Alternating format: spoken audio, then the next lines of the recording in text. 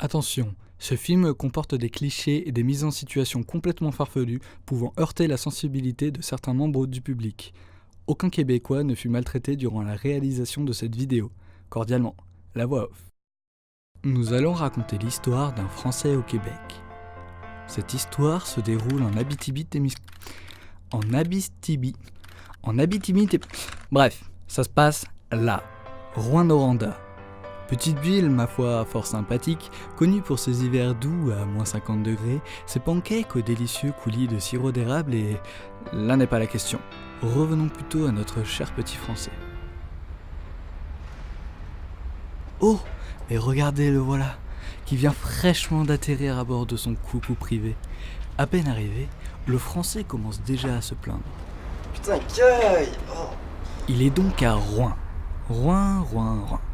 Rouyn, c'est grand, mais il y a vraiment rien. Oui, le Français a la critique facile. Pourtant, il n'est là que depuis 35 secondes. Le Français est venu au Québec pour participer au RUN, un concours rassemblant des étudiants venus de divers horizons pour travailler sur un projet de création numérique collaboratif alliant humain et imagination. Mais vous connaissez le Français, il n'aime vraiment pas les gens. Le Français n'aimant pas marcher, paresse oblige, il se déplace à l'aide de navettes. Car oui, le Français est très attaché à son petit confort. Navette qui, d'ailleurs, est fort pratique, toujours équipé de son chauffeur très chaleureux. Et c'est ainsi qu'il part rejoindre le domaine Opacitica, son lieu de villégiature. Le Français se rend compte à quel point il se trouve dans un coin paumé. Il ne pensait pas se retrouver à 30 km du centre-ville, enfin, de la rue principale. C'est donc ici qu'il logera pendant une semaine, dans ce joli endroit entouré de forêts, d'un lac, de neige, d'un ours brun. Quoi, un ours? Mais non, je déconne. Salaud! En plus d'être un très bon acteur, le Français est parfois un peu crédule. Le Français n'est pas un spécimen très habitué au froid régnant en Abitibi. Néanmoins, pour faire face à ce nouveau défi, il se met dans une position particulière dite de la PLS. Très vite, il se confronte à un problème de taille. Il n'y a pas de Wi-Fi. Enfin, si, mais il est en grève. Du coup, pas de Wi-Fi.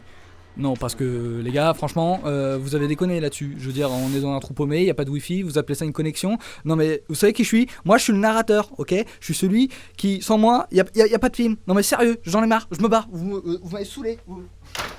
Le Français, en grand pudique, ne nous laissera malheureusement pas la possibilité de le suivre sous la douche. Ah putain, c'est froid! Putain! Oh. En plus, c'est froid. Oh, merde! Ah. Le Français aime son intimité, c'est donc dans un élan tout naturel qu'il fasse grève quand on lui annonça qu'il allait devoir passer ses nuits dans un dortoir. Non, Allah promiscuité! Non. Le Français aime utiliser des mots savants. Oui, le Français se la pète, et il aime ça. Cependant, en petit joueur, il se couche à 21h. Le lendemain, c'est dans la bonne humeur qu'il arrive à l'UQAT, l'université où se déroule le concours étudiant. Avant de rentrer dans l'établissement, le Français se doit de ne pas respecter les coutumes locales.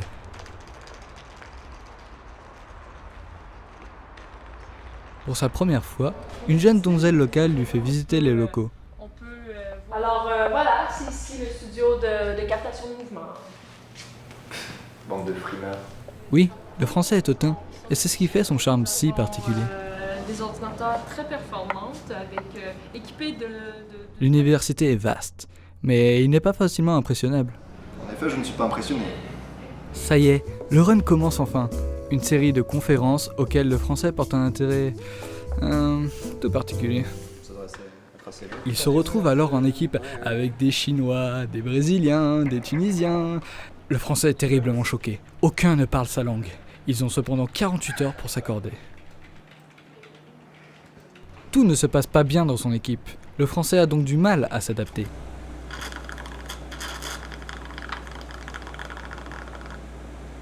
Et c'est seulement après 5 minutes de travail acharné et courageux que le Français décide finalement de déléguer son travail à ses camarades de fortune, lui laissant le temps de se consacrer pleinement à sa réelle passion.